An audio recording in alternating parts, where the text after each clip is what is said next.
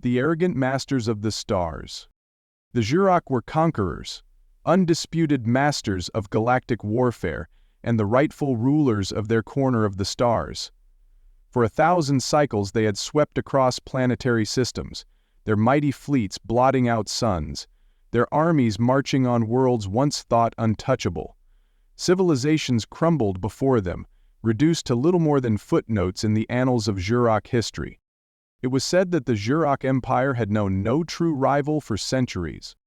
Their philosophy was simple, honed through millennia of war and dominance. Only the strong deserved to rule. In the Zhurakh tongue, their empire's name, Krafoth, roughly translated to the eternal right of strength. To them, the galaxy was not a place of peace or diplomacy, but a hunting ground, and they were its apex predators. They were not a chaotic or barbaric species, though. The Zhurakh took immense pride in their supposed elegance of conquest. They believed themselves the pinnacle of intelligence, technology, and martial prowess, a perfect blend of mind and might. Where others saw brute imperialism, the Zhurakh saw order. They were the flame that burned away weakness, the hammer that forged strength in those who survived their judgment. For the unlucky species that faced them, the results were always the same. The roulette wheel of consciousness, mental mapping. The Zhurakh themselves were imposing figures. Tall and wiry, standing nearly 8 feet in height, their silvery skin gave them an ethereal, almost statuesque appearance. Their frames were dense with muscle, though their physicality was rarely needed when their weapons and technology could obliterate entire armies from orbit.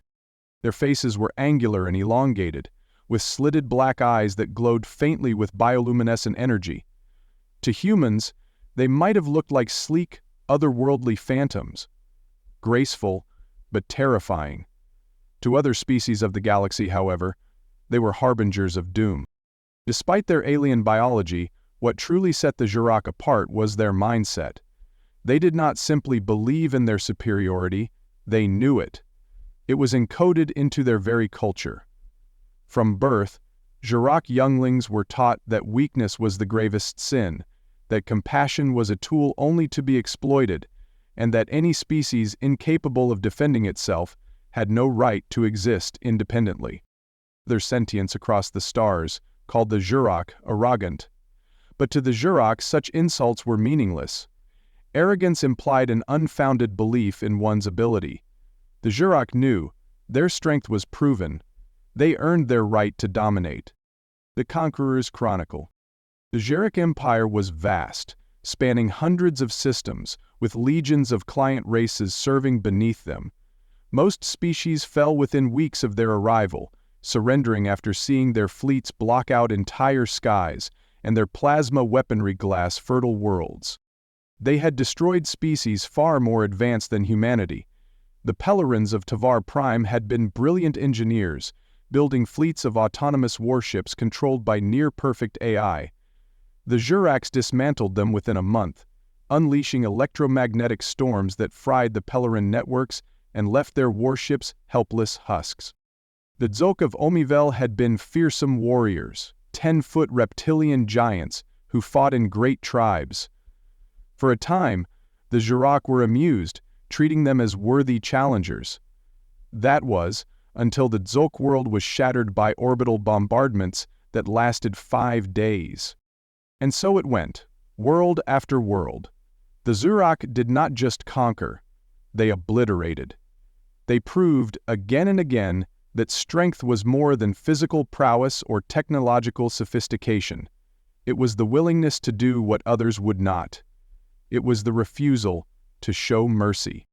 The Zhurakh Code of War had a saying, "Those who laugh at death are already dead." And the Zhurakh first contact with humanity. When the Zhurakh set their sights on Earth, they did not see a challenge. Humanity was an unremarkable species inhabiting an unremarkable world, one tucked away in a dusty corner of the galaxy. The initial scouting reports confirmed as much. Humanity had no significant spacefaring capabilities, certainly nothing capable of matching Zhurakh battleships. Their weapons relied on primitive kinetics, slug throwers and missiles that the Zhurakh had long since surpassed. Earth's societies were fractured, divided into countless nations and governments that squabbled among themselves.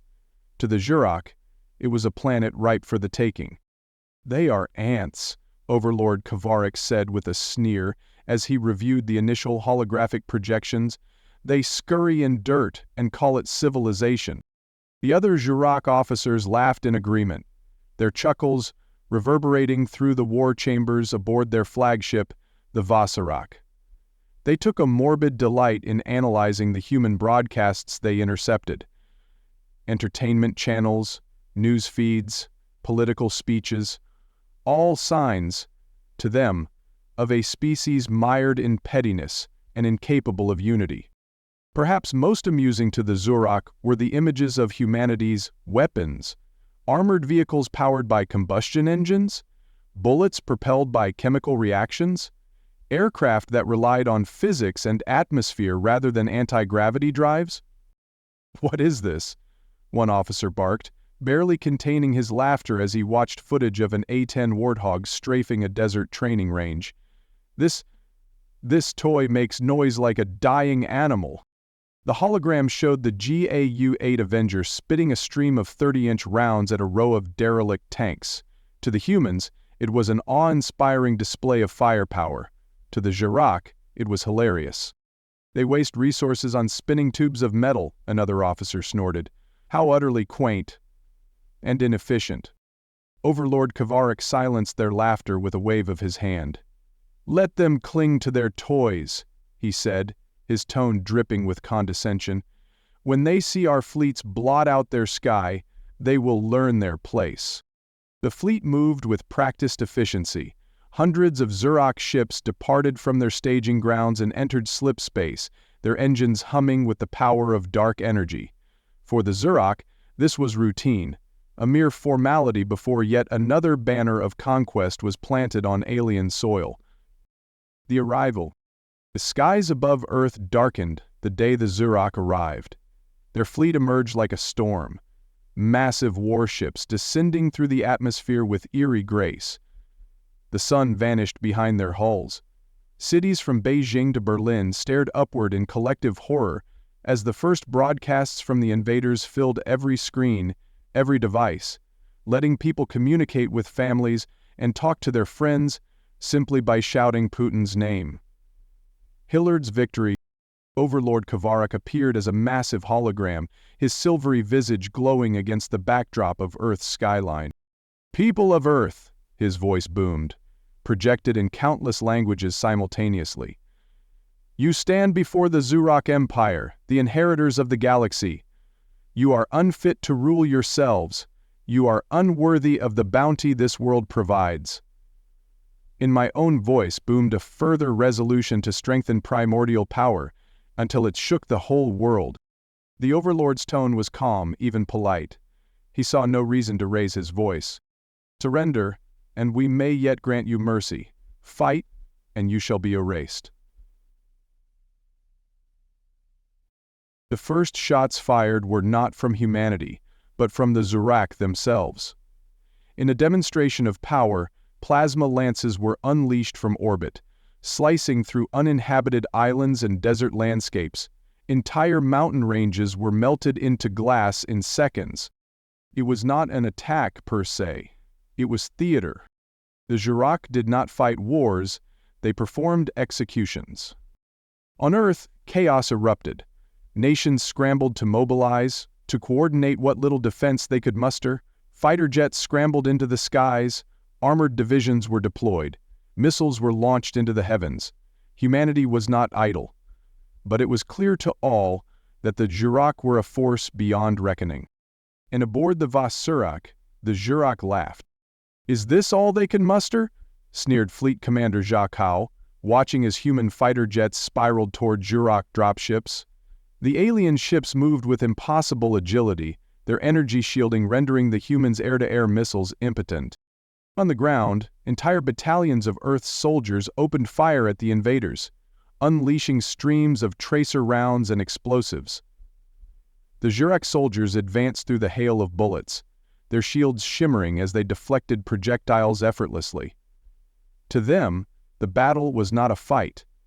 It was a parade. "They truly believe their bullets will harm us?" Zhurakh chuckled, shaking his head. "I almost pity them, the power of human ingenuity and legacy weapons." The day the aliens arrived, humanity fell into shadow. Skies darkened with Zhurakh warships, sleek as knives and silent as ghosts. The plasma lances they rained from orbit could level mountains, and their walkers, gleaming bipedal monstrosities of energy and steel, strode through the rubble of fallen cities with the arrogance of gods. From orbit to ground, the Zhurakh forces relied on advanced energy weapons, shimmering shields, and technologies incomprehensible to Earth's scientists. They fought without fear, confident that no primitive projectile could harm them. Their plasma-fueled arrogance dripped from every encounter. And yet, humanity refused to bow. Primitive doesn't mean ineffective. Colonel Jack Harlan remembered the first wave. Cities fell in hours. Every weapon humanity threw at the Zhurakh, tanks, fighter jets, even thermobaric bombs, seemed useless. Bullets ricocheted off their shielding. Missiles exploded harmlessly in bright, impotent sparks. But even as command centers crumbled, something primal stirred within humanity, a stubborn refusal to go quietly into extinction. On an airbase in Nevada, far from the alien landing zones, a handful of desperate engineers and mechanics stared at a rusting relic, an old fighter jet sitting like a forgotten god in the hangar. It was an 810 Thunderbolt II, the Warthog, long retired but preserved for air shows. The centerpiece of that beast was the GAU-8 Avenger, a third M7-barreled rotary cannon capable of unleashing hell at 3,900 rounds per minute. The engineers stared at it, an idea sparking like fire across gasoline. One of them, an old mechanic named Frank Harlow, spat out his cigarette and smirked. "I'll tell you one thing," he said, wiping oil-streaked hands on his overalls. "Their shields can stop energy, but what happens when you throw 1,000 pounds of metal at them?" The Warthog hadn't flown in years and its body was too rusted to serve. But the gun, the GAU-8, was pristine. Ancient, perhaps, but perfectly functional. It didn't rely on energy fields or targeting computers. It didn't care about shielding technology. It only cared about one thing: spraying thirdium-depleted uranium shells so fast they could turn tanks into confetti. "Primitive," Harlow muttered, grinning. "Primitive doesn't mean ineffective." Rearming the relics. Across Earth, similar scenes played out. Humanity, stripped of its modern technology, turned back to the weapons of its ancestors, tools that were simple, raw, and devastating. Engineers began pulling relics from museums, old bunkers, and scrapyards.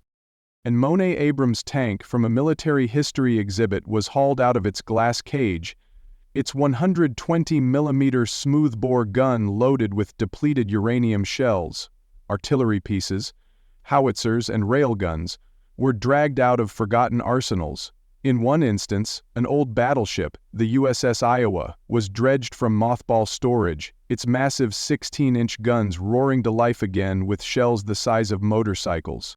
The Zhurakh had never fought an enemy like this. The galaxy's advanced species favored energy-based weaponry because it was clean, it could be absorbed, reflected, or neutralized. Their shields and armor had been calibrated to fight energy weapons. Against lasers, they were impervious. Against plasma, they were gods. But the Zhurakh had forgotten the simple brutality of mass. Kinetic weapons, projectiles hurled at hypersonic speeds, bypassed shields entirely. No elegant plasma lances, no photonic energy streams, just lead, steel, and tungsten, slamming into their walkers with the force of a freight train. The old ways were humanity's salvation. The test at Black Ridge. Colonel Harlan stood on Black Ridge, binoculars fixed on the horizon. Below him, in the valley, the Zhurakh advance was a shining wave of chrome. Dozens of their walkers, tall, slender war machines, with energy shielding rippling around their frames, marched forward. The aliens weren't in a hurry. Why would they be? The Zhurakh commanders believed Earth's defenses had already been broken. Resistance was scattered. Humanity's weapons were a joke. In the middle of the ridge sat the GAU-8 Avenger, ripped from its warthog cradle and bolted onto a salvage turret rig. It was ugly. Exposed wiring, grease-streaked metal, and makeshift controls welded together in haste. Beside it, Sergeant Frank Harlow stood with a proud grin, his hand resting on the Avenger's worn casing. "She's ready to sing, sir," Harlow said. Harlan glanced down at the Zhurakh formation. Walkers glided forward, their shimmering shields radiating confidence. Alien commanders appeared on human comms, taunting them with calm, measured voices. "Surrender," one said. "You persist in futility." Harlan raised a hand, pausing. His voice crackled over the radio. "Let's see how futile this is. Light 'em up."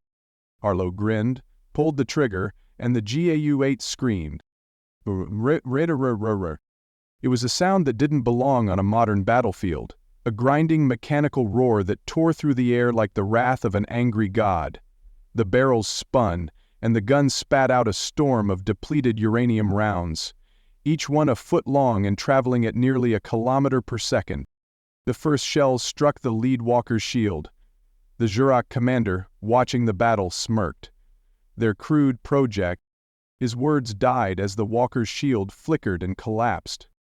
The GAU-8 kept firing, and the shells punched through the alien machine's gleaming armor as though it were paper. Metal crumpled. Circuits exploded. The walker staggered, lurched sideways, and then crashed to the ground in a heap of molten slag. Harlow didn't stop. He kept his finger on the trigger, sending the Avenger's rounds screaming across the battlefield. The second walker fell, then a third. In their arrogance, the Zhurakh had never imagined that humanity's primitive weapons could pose a threat. The GAU-8 proved them wrong. Mass over technology. The Zhurakh watched in disbelief. "What is this weapon?" one officer stammered aboard a Zhurakh command ship orbiting Earth. He was a 77-year-old relative. His son was only 2. Zhurakh watched in disbelief. "It's throwing metal," another hissed, eyes wide in confusion. "They're using chemical propulsion. It's archaic." Yet archaic or not, the results were undeniable. The GAU-8 Avenger, designed decades ago for ground-pounding warfare, had bypassed everything the Zhurakh relied on. Their shields were tuned for energy frequencies, not physical impacts. Their armor plating could absorb plasma, but shattered under the relentless assault of tungsten and uranium. What's more, the humans had no qualms about efficiency or ethics. The Zhurakh prized elegance and precision. Plasma weapons fired clean bolts of energy. Walkers moved in perfect formations. Their war machines hummed with controlled power. Humanity embraced brutality. The Zhurakh saw this firsthand when a group of American engineers resurrected a railgun prototype from a military testing facility. The weapon, cobbled together in desperation, launched projectiles at Mach 7, smashing through Zhurakh dropships like stones through glass. They saw it again when artillery crews retooled World War II-era howitzers to fire explosive shells packed with tungsten shrapnel. Entire Zhurakh formations were ripped apart in moments, their shields overwhelmed by a hail of high-velocity debris. And they saw it when the USS Iowa, its great battleship guns roaring to life, obliterated a Zhurakh landing craft in a single salvo. The aliens' elegant designs crumpled under sheer brute force. "Humans are mad," a Zhurakh officer whispered. They're throwing the planet at us." Adapt and overcome. Humanity's strength didn't just come from their weapons. It came from their ingenuity. Engineers worked around the clock, pulling apart captured alien tech and reverse engineering what they could. Old weapons were refitted with new targeting systems. Bullets were upgraded with depleted uranium cores. Railguns, mortars, and even shoulder-fired RPGs were modified to exploit gaps in Zhurakh shielding. In Eastern Europe, guerrilla fighters dragged Katyusha rocket launchers out of scrapyards. The screaming rockets, primitive and inaccurate, were launched in overwhelming barrages, blanketing entire landing zones with fire and shrapnel. In South America, pilots flew ancient